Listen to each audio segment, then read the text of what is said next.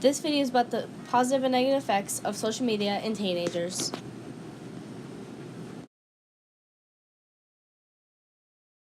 Publicist first about that. How often do you see social media used in your classroom? If we mean social media to mean things like Facebook, Twitter, Snapchat, every day. If we're including texting in that, that would be every second of every day. Have you seen any effects on the students and their performance in the classroom? Yes, I have. What were I would probably say comparing my experience of being a student in high school versus being a teacher in high school, which is not that many years difference. I see students far more protective of their phones and their social media devices, and therefore having almost an unhealthy relationship with them. It's gone past the point of using it as a tool and using it as a crutch. I see attention spans decreasing. I also see some positive things like the ability to network, the ability to kind of stay up to date and current, but I think that at least in my classrooms, it's been just about as much good as it has been bad. I use social media, I guess, when I use reminds and stuff like that. We also refer to things that have been posted on the web, but I would say that it's a mixed bag of good and bad, and I think that if they're to be used again educationally and in the classroom, they need to be revisited and kind of refined, I think, in their use. Do you have any other strong opinions on social media? Any other strong opinions? No, not really. If you guys want to follow me on Instagram, it's Samuel Youngs, no spaces. Wait till you graduate. I'm out. Most teachers have a negative opinion about social media because it has a distracting effect in their classrooms.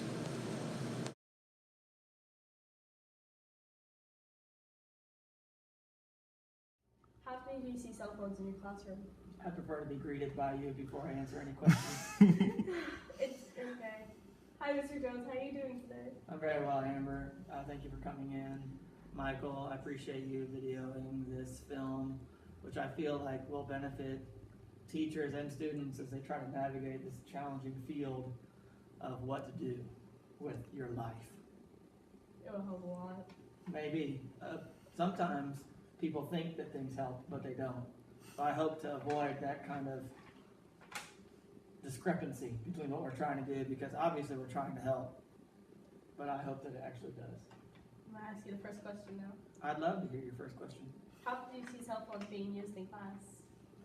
Well, in my courses, I don't see them being used very often because I don't allow cell phones in my course, Amber, which I feel like is good for students because it's not such a big distraction.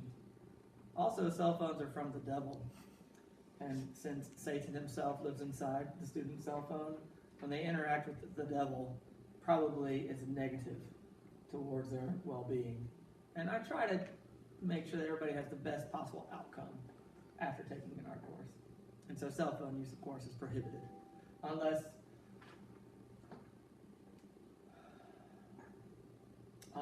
maybe an intruder were in the building, some sort of, like, let's say a terrorist, perhaps, and that terrorist comes in and we all run screaming for our lives. I think that taking your cell phone and calling your mother at that point in time would be appropriate. Barring that one instance, I think it's probably inappropriate. Very interesting views on cell phones. Have you seen any effects on students' work? Oh, certainly. Because Yes, ma'am. Obviously, cell phones are a distraction because when they vibrate or ding or bloop bloop or whatever it is that they do, it becomes imperative for every student to look at their cell phone and wonder what happened. Like, oh, why did it do that?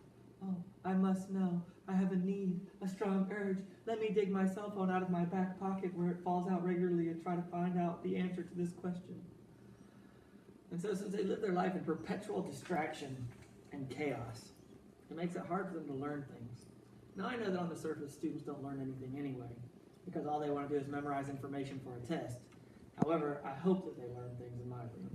And so I try to avoid distractions, namely cell phone distractions, which I feel like is their biggest distraction. And I feel that way because when you confiscate a student's cell phone, they weep, and they wail, and they cry, and they plead for mercy. Do you have any other very strong views about social media? All right, I've been silly. Sorry for being silly. It's just because I was so mean in our last interview that I wanted to feel like I was lighthearted and happy. But it's hard for me to be lighthearted and happy, obviously. But cell phones are bad because you're not trained on how to use them well. And if only you were trained on how to use them well, it would be fine. But instead, you attack people using your cell phone. You video people fighting. You video teachers disciplining a student. You video police officers coming into other classrooms. You send pictures, and sometimes you're not wearing enough clothes when you do so. And you say mean and horrible things on media forms such as Twitter, Yik Yak, Snapchat, Instagram, Facebook. And because there's probably way more pain than there is happiness involving the use of cell phones for teenagers, I just feel bad for them. So really, instead of it being something that disgusts me, I end up pitying people because they don't really have a life because their life is their phone. And that's sad. What do you think, Emily? I think you're all very, very, very wrong about your view because It's always nice to have the alternate perspective. yes, The student perspective is very good because it allows you to delve into the mind of what the average teenager is thinking. call me average. No, ma'am, I'm saying that your view is similar to other views of other teenagers, and so the average view is probably going to be your view, that cell phones are lovely. Please tell us about your view. I enjoy being able to use my cell phone because I can talk to my friends that I don't see and I don't have to skip class, or instead of causing a disruption by shouting across the classroom, I can send a quick little message to my friend and snicker about it and then get back to classwork. So you do not feel that they are a big distraction? No. Can you please relate to Michael and Amber how long it took you to start working on your AP portfolio? Well, I started working on my AP portfolio the first day I walked into class. I changed my concentration several times though because I'm very indecisive. Yes, ma'am. So you don't feel like cell phone use was part of your distraction in not being able to focus during class? Because there are other things in my life aside from my cell phone that can be distracting. What about you, Brittany? Do you feel that cell phone use is a big distraction to the average student? Depends on who you are, So like, probably. other people, cell phone use is a distraction, but for you personally, not a distraction. It doesn't have to be a distraction. That's a choice, depending on the person. So, cell phone use, yay. You're happy about it. Okay. Thank you very much, Emily, for your opinion, and Brittany for your opinion. Amber, I hope that was helpful for you.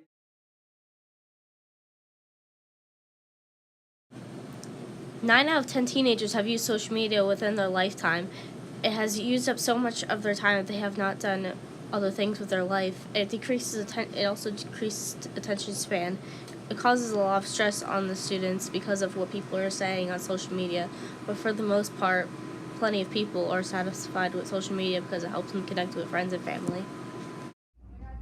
How often do you use social media? Very often. What's your favorite? Mainly 3 times a day, I'd say. What's your favorite social media app? Instagram. What are your grades before and after you started using social media? I had fairly good grades before using Instagram and after using it, so. Do you remember your math grades? I had all A's before, and I have roughly all A's now. How does it affect your productivity? Productivity? It hasn't really affected that much. I'm still able to organize my work schedule and keep it intact along with all the steps I do. I hope you've enjoyed the video of the good, the bad, and the ugly of social media.